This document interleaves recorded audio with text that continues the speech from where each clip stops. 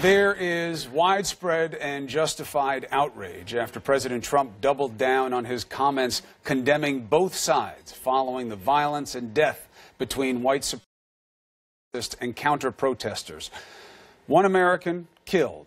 2 state troopers, Americans, also killed in Charlottesville, Virginia. Joining us now is Virginia's Lieutenant Governor Ralph Northam. Mr. Governor, good to have you with us this morning. Obviously, there are a lot of hard feelings about what the president said yesterday. You say it was an opportunity missed. How so? Absolutely, Chris, and thanks for having me on this morning. But, you know, we've had a horrific few days in Charlottesville, just a wonderful city in Virginia with a beautiful University of Virginia. Our children are getting ready to go back to school this weekend, and for, you know, white supremacists and neo-Nazis to just march into Charlottesville bringing their hatred and bigotry and violence, it's just something that we in Virginia don't condone. And the governor and I have been very clear and have told these folks they're not welcome in the Commonwealth of Virginia and to please go home.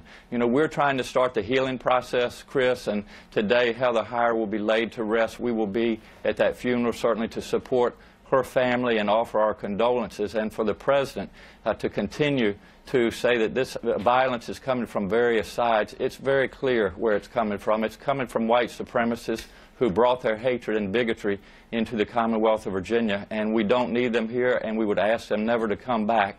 And we want to start the healing process. That starts, Chris, with leadership. That starts with our president, and he has disappointed all of us. The president says they were there legally. They had a permit, and many among them were there peacefully just protesting the taking down of the statue of Robert E. Lee, and that it was the alt-left, as he calls them, that came charging with sticks, and therefore they deserve blame. What is your take on those facts?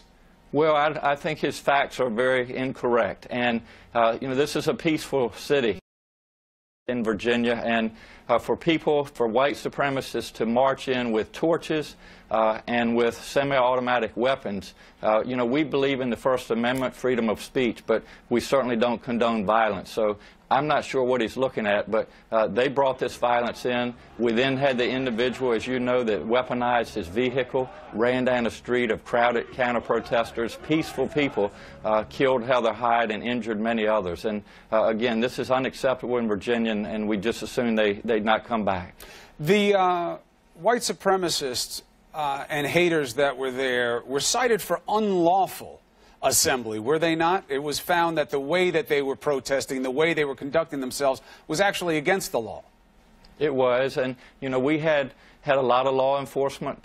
We had the National Guard in Charlottesville, and I want to commend them and also our first responders.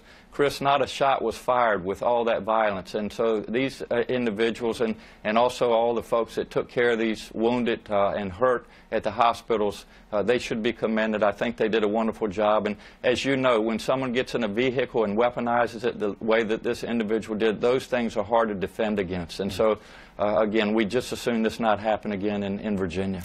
So if the facts aren't what this is about, because the president doesn't have the right version of them, then it's about something else.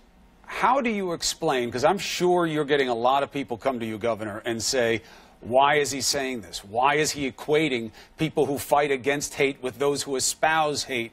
What is your answer? What do you think is motivating our president to talk this way?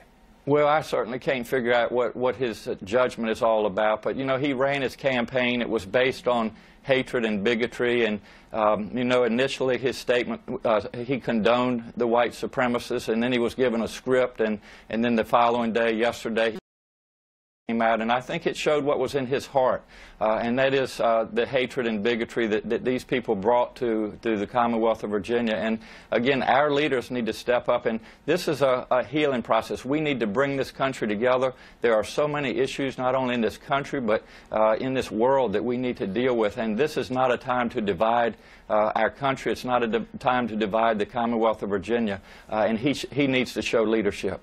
Lieutenant Governor Ralph Northam of Virginia, we wish you well down there. We will stay on the story and show the positive reaction to this negative situation. The country needs it now more than ever. Thank you for being with us on New Day. Thank you so much, Chris. Poppy. In the immediate aftermath of what the president said, showing his true feelings, Republican lawmakers decrying